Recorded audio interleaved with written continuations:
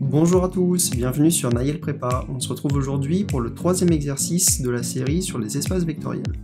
Cette série d'exercices fait suite au rappel de cours sur les espaces vectoriels de la semaine dernière. Je vous mets le lien de la vidéo ici.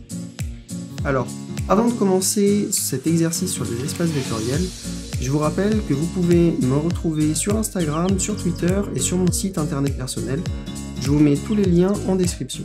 Alors, cet exercice était un des exercices que je vous avais posé à la fin du rappel de cours sur les espaces vectoriels. Je vous rappelle l'intitulé, soit E un K-espace vectoriel, somme directe d'une famille finie EI, de sous-espace vectoriel de E.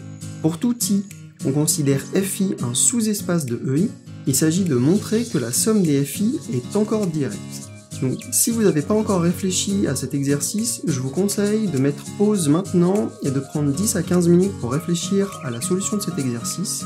C'est une solution qui n'est pas très longue, ça doit prendre une petite dizaine de lignes si vous cherchez un petit peu. Pour ceux qui ont déjà cherché et qui pensent avoir trouvé la solution ou qui ont bloqué pendant trop longtemps, on passe à la solution. Pour montrer que la somme des FI est toujours directe, on va prendre un élément X de la somme des FI. Par définition de la somme des FI, il existe une famille d'éléments xi de fi, telle que x s'écrit comme la somme des xi. Donc ici, on a décomposé x en une somme d'éléments des fi. Or, comme chacun des fi est un sous-espace des ei, cette écriture de xi est également une écriture de x dans la somme directe des ei. Dans la somme directe, pour y appartient i des ei. Par définition, comme la somme des ei est directe, cette décomposition de x sur la somme des ei est unique.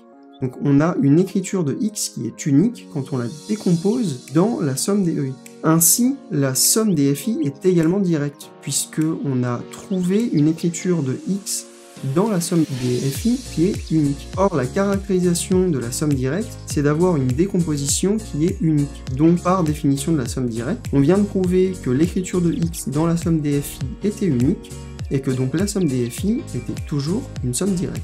Voilà, cet exercice touche à sa fin. Dites-moi dans les commentaires si vous aviez trouvé la solution ou pas. Dites-moi également s'il y a des points de cette démonstration qui vous paraissent pas assez clairs, j'y répondrai et j'en tiendrai compte pour les prochaines vidéos. Si vous avez aimé cet exercice, vous pouvez mettre un pouce bleu et vous abonner pour rester au courant dès que je sors une nouvelle vidéo. À bientôt!